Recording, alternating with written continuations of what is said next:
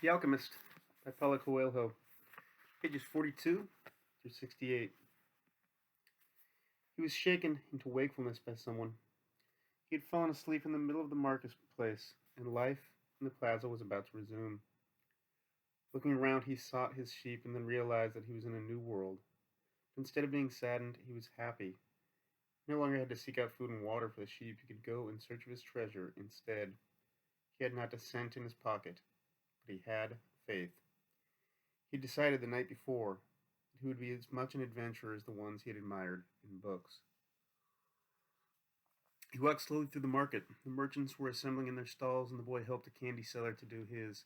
The candy seller had a smile on his face. He was happy, aware of what his life was about, and ready to begin a day's work. His smile reminded the boy of the old man, the mysterious old king he had met.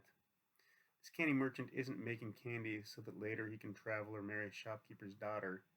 He's doing it because it's what he wants to do, thought the boy. He realized that he could do the same thing the old man had done, sense whether a person was near to or far from his personal legend, just by looking at them. It's easy, and yet I've never done it before, he thought. When the stall was assembled, the candy seller offered the boy the first sweet he had made for the day. The boy thanked him, ate it, and went on his way. When he had gone only a short distance, he realized that, while they were erecting the stall, one of them had spoken Arabic and the other Spanish. And they had understood each other perfectly well. There must be a language that doesn't depend on words, the boy thought. I've already had that experience with my sheep, and now it's happening with people. He was learning a lot of new things. Some of them were things that he had already experienced and weren't really new, but that he had never perceived before. And he hadn't perceived them because he had become accustomed to them. He realized, if I can learn to understand this language without words, I can learn to understand the world. Relaxed and unhurried, he resolved that he would walk through the narrow streets of Tangier. Only in that way would he be able to read the omens. He knew it would require a lot of patience, but shepherds know all about patience. Once again, he saw that, in that strange land, he was applying the same lessons he had learned with his sheep. All things are one, the old man had said. The crystal merchant awoke with the day and felt the same anxiety that he felt every morning. He had been in the same place for 30 years, a shop at the top of a hilly street where few customers passed. Now it was too late to change anything. The only thing he had ever learned to do was to buy and sell crystal glassware. There had been a time when many people knew of his shop: Arab merchants, French and English geologists, German soldiers who were always well-heeled. In those days it had been wonderful to be selling crystal, and he had thought how he would become rich and have beautiful women at his side as he grew older. But as time passed, Tangier had changed. The nearby city of Kuta had grown faster than Tangier, and business had fallen off. Neighbors moved away. There remained only a few small shops on the hill, and no one was going to climb the hill just to browse through a few small shops. The crystal merchant had no choice. He had lived 30 years of his life buying and selling crystal pieces, and now it was too late to do anything else. He spent the entire morning observing the infrequent comings and goings in the street. He had done this for years and knew the schedule of everyone who passed. Just before lunchtime, a boy stopped in front of the shop. He was dressed normally, but the practiced eyes of the crystal merchant could see that the boy had no money to spend. Nevertheless, the merchant decided to delay his lunch for a few minutes until the boy moved on. The card hanging in the doorway announced that several languages were spoken in the shop. The boy saw a man appear behind the counter. "I can clean up those glasses in the window if you want," said the boy. "The way they look now, nobody's going to want to buy them."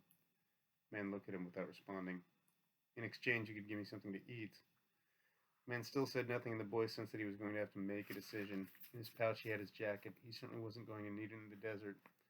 Taking the jacket out, he began to clean the glasses. In half an hour he had cleaned all the glasses in the window, and as he was doing so, two customers had entered the shop and bought some crystal. When he completed the cleaning, he asked When he completed the cleaning, he asked the man for something to eat. "Let's go and have some lunch," said the crystal merchant. He put a sign on the door, and they went to a small cafe nearby. As they sat down at the only table in the place, the crystal merchant laughed. "You didn't have to do any cleaning," he said. The Quran requires me to feed a hungry person." "Then why did you let me do it?" the boy asked. "Because the crystal was dirty, and both you and I needed to cleanse our minds of negative thoughts." When they had eaten, the merchant turned to the boy and said, "I I'd like you to work in my shop. 2 customers came in today while you were working, and that's a good omen. We talk a lot about omens, thought the shepherd, but they really don't realize what they're saying. Just as I hadn't realized that for so many years I had been speaking a language without words to my sheep. You want to go to work for me? The merchant asked. I can work the rest of the day, the boy answered. I'll work all night until dawn, and I'll clean every piece of crystal in your shop. In return, I need money to get to Egypt tomorrow. The merchant laughed. Even if you cleaned the crystal for an entire year, even if you earned a good commission selling every piece, you would still have to borrow money to get to Egypt. There are thousands of kilometers of desert between here and there. There was a moment of silence so profound that it seemed the city was asleep. No sound from the bazaars, no arguments among the merchants, no men climbing the towers to chant. No hope, no adventure, no old kings or personal legends, no treasure, and no pyramids. It was as if the world had fallen silent because the boy's soul had. He sat there staring blankly through the door of the cafe, wishing that he had died, and that everything would end forever at that moment. The merchant looked anxiously at the boy. All the joy he had seen that morning had suddenly disappeared. I can give you the money you need to get back to your country, my son, said the crystal merchant. The boy said nothing. He got up, adjusted his clothing, and picked up his pouch. I'll work for you, he said. After another long silence, he added, I need money to buy some sheep. Part 2, page 51. The boy had been working for the crystal merchant for almost a month, and he could see that it wasn't exactly the kind of job that would make him happy. The merchant spent the entire day mumbling behind the counter, telling the boy to be careful with the pieces and not to break anything. But he stayed with the job because the merchant, although he was an old grouch, treated him fairly. The boy received a good commission for each piece he sold, and already been able to put some money aside. That morning he had done some calculating. If he continued to work every day as he had been, he would need a whole year to be able to buy some sheep. I'd like to build a display case for the crystal, the boy said to the merchant. We could place it outside and attract those people who pass at the bottom of the hill. I've never had one before, the merchant answered. People will pass by and bump into it, and pieces will be broken. When I took my sheep through the field, some of them might have died if we had come upon a snake, but that's the way life is with sheep and with shepherds. The merchant turned to a customer who won 3 crystal glasses. He was selling better than ever, as if time had turned back to the old days, when the street had been one of Tangier's major attractions. Business has really improved, he said to the boy after the customer had left. I'm doing much better, and soon you'll be able to return to your sheep. Why ask more out of life? Because we have to respond to omens, the boy said, almost without meaning to. Then he regretted what he said, because the merchant had never met the king. It's called the principle of favorability, beginner's luck, because life wants you to achieve your personal legend, the old king had said. But the merchant understood what the boy had said. The boy's very presence in the shop was an omen, and as time passed, and money was pouring into the cash drawer, he had no regrets about having hired the boy. The boy was being paid more money than he deserved because the merchant, thinking that sales wouldn't amount to much, had offered the boy a high commission rate. He had assumed he would soon return to his sheep. Why did you want to get to the pyramids, he asked, to get away from the business of display. Because I've always heard about them, the boy answered, saying nothing about his dream. Treasure was now nothing but a painful memory, and he tried to avoid thinking about it. I don't know anyone around here who would want to cross the desert just to see the pyramids, said the merchant. They're just a pile of stones. You can build one in your backyard. You've never had dreams of travel, said the boy, turning to wait on a customer who had entered the shop. 2 days later, the merchant spoke to the boy about the display. I don't much like change, he said. You and I aren't like Hassan, that rich merchant. If he makes a buying mistake, it doesn't affect him much, but we too have to live with our mistakes. That's true enough, the boy thought, ruefully. Why did you think we should have the display? I want to get back to my sheep faster. We have to take advantage when luck is on our side, and do as much to help it as it's doing to help us. It's called the principle of favorability, or beginner's luck. The merchant was silent for a few moments. Then he said, the Prophet gave us the Quran and left us just 5 obligations to satisfy during our lives. Most important is to believe only in the one true God. The others are to pray 5 times a day, fast during Ramadan, be charitable to the poor. He stopped there, his eyes filled with tears as he spoke of the Prophet. He was a devout man, and even with all his impatience, he wanted to live his life in accordance with Muslim law. What's the 5th obligation, the boy asked. 2 days ago you said that I had never dreamed of travel, the merchant answered. The 5th obligation of every Muslim is a pilgrimage. We're obliged at least once in our life to visit the holy city of Mecca. Mecca is a lot farther away than the pyramids. When I was young, all I wanted to do was put together enough money to start this shop. I thought that someday I'd be rich and could go to Mecca. I began to make some money, but I could never bring myself to leave someone in charge of the shop. Crystals are delicate things. At the same time, people were passing my shop all the time, heading for Mecca. Some of them were rich pilgrims traveling in caravans with servants and camels, but most of the people making the pilgrimage were poorer than I. All who went there were happy at having done so. They placed the symbols of the pilgrimage on the doors of their houses. One of them, a cobbler who made his living mending boots, said that he had traveled for almost a year through the desert, that he got more tired when he had to walk through the streets of Tangier buying his leather. "Why don't you go to Mecca now?" asked the boy. "Because it's the thought of Mecca that keeps me alive. That's what helps me face these days that are all the same. These mute crystals on the shelves and lunch and dinner at the same horrible cafe. I'm afraid that if my dream is realized, I'll have no reason to go on living." "You dream about your sheep in the pyramids, but you're different from me because you want to realize your dreams. I just want to dream about Mecca. I've already imagined 1,000 times crossing the desert, arriving at the plaza of the sacred stone, the 7 times I walk around it before allowing myself to touch it. I've already imagined the people who would be at my side and those in front of me and the conversations and prayers we would share, but I'm afraid that it would all be a disappointment, so I prefer just to dream about it." That day, the merchant gave the boy permission to build the display. Not everyone can see his dreams come true in the same way. 2 more months passed, and the shelf brought many customers into the crystal shop.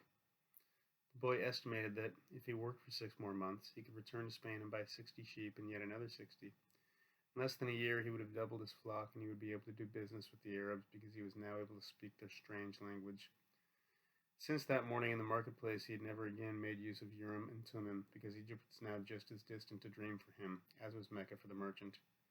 Anyway, the boy had become happy in his work, and thought all the time about the day when he would disembark as a Tarifa as a winner. "You must not always know what it is that you want," the old king had said. The boy knew and was now working toward it. Maybe it was his treasure to have wound up in that strange land, met up with a thief, and doubled the size of his flock without spending a cent. He was proud of himself. He had learned some important things, like how to deal in crystal, and about the language without words, and about omens. One afternoon he had seen a man at the top of the hill, complaining that it was impossible to find a decent place to get something to drink after such a climb. The boy, accustomed to recognizing omens, spoke to the merchant. "Let's sell tea to the people who climb the hill." "Lots of places sell tea around here," the merchant says. "But we could sell tea in crystal glasses. The people enjoy the tea and want to buy the glasses. I've been told that beauty is the great seducer of men." The merchant didn't respond, but that afternoon, after saying his prayers and closing the shops, he invited the boy to sit with him and share his hookah, the strange pipe used by the Arabs. "What is it you're looking for?" asked the old merchant. "I've already told you I need to buy my sheep back, so I have to earn the money to do so." The merchant put some new coals in the hookah and inhaled deeply. "I've had this shop for 30 years. I know good crystal from bad and everything else there is to know about crystal. I know its dimensions and how it behaves. If we serve tea in crystal, the shop is going to expand, and then I'll have to change my way of life." "Wasn't that good?" "I'm already used to the way things are. Before you came, I was thinking about how much time I had wasted in the same place while my friends had moved on. Either went bankrupt or did better than they had before. It made me very depressed. Now I can see that it hasn't been too bad. The shop is exactly the size I always wanted it to be. I don't want to change anything because I don't know how to deal with change. I'm used to the way I am." The boy didn't know what to say. The old man continued. "You've been a real blessing for me. Today I understand something I didn't see before. Every blessing ignored becomes a curse. I don't want anything else in life, but you're forcing me to look at wealth and at horizons I have never known. Now that I have seen them, and now that I see how immense my possibilities are, I'm going to feel worse than I did before you arrived. I know the things I should be able to accomplish, and I don't want to do so." "It's good I refrained from saying anything to the baker and to Rifa," thought the boy to himself. They went on smoking from the pipe for a while as the sun began to set. They were conversing in Arabic, and the boy was proud of himself for being able to do so. There had been a time when he thought that his sheep could teach him everything he needed to know about the world. They could never have taught him Arabic. "There are probably other things in the world that the sheep can't teach me," thought the boy as he regarded the old merchant. "All they ever do really is look for the food and water, and maybe it wasn't that they were teaching me, but that I was learning from them." "Maktub," the merchant said finally. "What does that mean?" "You'd have to have been born an Arab to understand," he answered, "but in your language it would be something like, 'It is written.'" And as he smothered the coals on the hookah, he told the boy that he could begin to sell tea in the crystal glasses. Sometimes there's just no way to hold back the river. The men climbed the hill and they were tired when they reached the shop. But there they saw a crystal shop that offered refreshing mint tea. They went in to drink the tea, which was served in beautiful crystal glasses. My wife never thought of this, said one, and he bought some crystal. He was entertaining guests that night, and the guests would be impressed by the beauty of the glassware. The other man remarked that tea was always more delicious when it was served in crystal because the aroma was retained. Third said that it was a tradition in the Orient to use crystal glasses for tea because it had magical powers. Before long, the news spread, and a great many people began to climb the hill to see the shop that was doing something new in a trade that was so old. Older shops were open that served tea and crystal, but they weren't at the top of the hill, and they had little business. Eventually, the merchant had to hire 2 more employees. He began to import enormous quantities of tea along with his crystal, and his shop was sought out by men and women with a thirst for things new. And in that way, the months passed. The boy awoke before dawn. It had been 11 months and 9 days since he had first set foot on the African continent. He dressed in his Arabian clothing of white linen, bought especially for this day. He put his headcloth in place and secured it with a ring made of camel skin. Wearing his new sandals, he descended the stairs silently. The city was still sleeping. He prepared himself a sandwich and drank some hot tea from a crystal glass. Then he sat in the sun-filled doorway, smoking the hookah. He smoked in silence, thinking of nothing, and listening to the sound of the wind that brought the scent of the desert. When he had finished his smoke, he reached into one of his pockets and sat there for a few moments, regarding what he had withdrawn. It was a bundle of money, enough to buy himself 120 sheep, a return ticket, and a license to import products from Asia into his own country. He waited patiently for the merchant to awaken and open the shop. Then the two went off to have some more tea. I'm leaving today, said the boy. I have the money I need to buy my sheep, and you have the money you need to go to Mecca. The old man said nothing. Will you give me your blessing? Asked the boy. You have helped me. The man continued to prepare his tea, saying nothing. Then he turned to the boy. I'm proud of you, he said. You brought a new feeling into my crystal shop. But you know that I'm not going to go to Mecca, just as you know that you're not going to buy your sheep. Who told you that? Asked the boy, startled. Maktub, said the old crystal merchant, and he gave the boy his blessing. The boy went to his room and packed his belongings. They filled 3 sacks. As he was leaving, he saw in the corner of the room his old shepherd's pouch.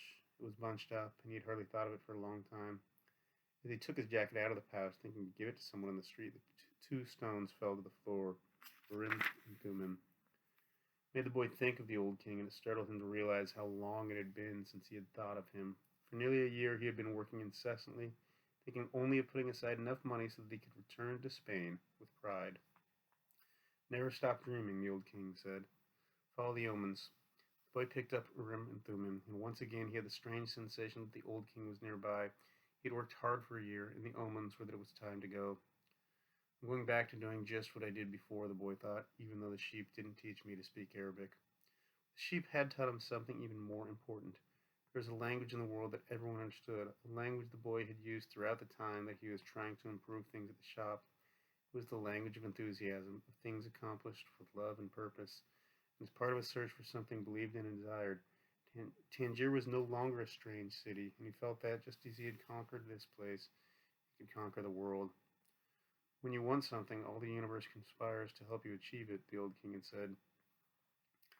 The old king hadn't said anything about being robbed, or about endless deserts, or about people who know what their dreams are but don't want to realize them. The old king hadn't told him that the pyramids were just a pile of stones, that anyone could build one in his backyard. And he forgot to mention that when you have enough money to buy a flock larger than the one you had before, you should buy it. The boy picked up his pouch and put it with his other things. He went down the stairs and found the merchants waiting on a foreign couple, while 2 other customers walked about the shop, drinking tea from crystal glasses. There was more activity than usual for the first time of the morning. From where he stood, he saw for the first time that the old merchant's hair was very much like the hair of the old king. He remembered the smile of the candy seller on his first day in Tangier, when he had nothing to eat and nowhere to go. The smile had also been like the old king's smile. It's almost if he had been here and left his mark, he thought, and yet none of these people had ever met the old king. On the other hand, he said that he always appeared to help those who were trying to realize their personal legend. He left without saying goodbye to the crystal merchant. He didn't want to cry with the other people there. He was going to miss the place and all the good things he had learned. He was more confident in himself, though. Felt as though he could conquer the world. But I'm going back to the fields that I know to take care of my flock again. He said that to himself with certainty, but he was no longer happy with the decision. He had worked an entire year to make a dream come true, and that dream, minute by minute, was becoming less important. Maybe because that wasn't really his dream. Who knows, maybe it's better to be like the crystal merchant, never to go to Mecca and just go through life wanting to do so, he thought, again trying to convince himself. But as he held Urim and Thummim in his hand, it transmitted to him the strength and will of the old king. By confidence, or maybe it was an omen, the boy thought, he came to the bar he had entered on his first day there. The thief wasn't there, and the owner brought him a cup of tea. I can always go back to being a shepherd, the boy thought. I learned how to care for sheep, and I haven't forgotten how that's done. But maybe I'll never have another chance to get to the pyramids in Egypt. The old man wore a breastplate of gold, and he knew about my past. He really was a king, a wise king. The hills of Andalusia were only 2 hours away. But there was an entire desert between him and the pyramids. Yet the boy felt there was another way to regard his situation. He was actually 2 hours closer to his treasure. The fact that 2 hours had stretched into an entire year didn't matter. I know why I want to get back to my flock, he thought. I understand sheep. They're no longer a problem. They can be good friends. On the other hand, I don't know if the desert can be a friend, and it's in the desert that I have to search for my treasure. If I don't find it, I can always go home. I finally have enough money and all the time I need. Why not? He suddenly felt tremendously happy. He could always go back to being a shepherd. He could always become a crystal salesman again. Maybe the world had other hidden treasures, but he had a dream, and he had met with a king. That doesn't happen to just anyone. He was planning as he left the bar. He had remembered that one of the crystal merchant suppliers transported his crystal by means of caravans that crossed the desert. He held Urim and Thummim in his hand. Because of those two stones, he was once again on his way to his treasure. I am always nearby when someone wants to realize their personal legend, the old king had told him. What could it cost to go over to the supplier's warehouse and find out if the pyramids were really that far away? The Englishman was sitting on a bench in a structure that smelled of animals, sweat, and dust. Part warehouse, part corral. I never thought I'd end up in a place like this, he thought as he leafed through the pages of a chemical journal. 10 years at the university, and here I am, in a corral. But he had to move on. He believed in omens. All his life and all his studies were aimed at finding the one true language of the universe. First he had studied Esperanto, then the world's religions, and that was alchemy. He knew how to speak Esperanto. He understood all the major religions well, but he wasn't yet an alchemist. He had unraveled the truths behind important questions, but his studies had taken him to a point beyond which he could not seem to go. He had tried in vain to establish a relationship with the alchemists. The alchemists were strange people who thought only about themselves and almost always refused to help him. Who knows, maybe they had failed to discover the secret of the masterwork, the philosopher's stone. For this reason, they kept their knowledge to themselves. He had already spent much of the fortune left to him by his father, fruitlessly seeking the philosopher's stone. He had spent enormous amounts of time at the great libraries of the world, and had purchased all the rarest and most important volumes on alchemy. In one he had read that many years ago a famous Arabian alchemist had visited Europe. It was said that he was more than 200 years old and that he had discovered the philosopher's stone and the elixir of life. Englishmen had been profoundly impressed by the story, but he would never have thought it more than just a myth. Not a friend of his, returning from an archaeological expedition in the desert, told him about an Arab that was possessed of exceptional powers. He lives at the Al Fayoum oasis, his friend had said, and people say that he is 200 years old and is able to transform any metal into gold. The Englishman could not contain his excitement. He canceled all his commitments and pulled together the most important of his books, and now here he was, sitting inside a dusty, smelly warehouse. Outside, a huge caravan was being prepared for a crossing of the Sahara and was scheduled to pass through Al Fayoum. I'm going to find that damned alchemist, the Englishman thought, and the odor of the animals became a bit more tolerable. A young Arab, also loaded down with baggage, entered and greeted the Englishman. Where are you bound? Asked the young Arab. I'm going into the desert, the man answered, turning back to his reading. He didn't want any conversation at this point. What he needed to do was review all he had learned over the years, because the alchemist would certainly put him to the test. The young Arab took out a book and began to read. The book was written in Spanish. That's good, thought the Englishman. He spoke Spanish better than Arabic. If the boy was going to Al Fayoum, there'd be someone to talk to when there were no other important things to do.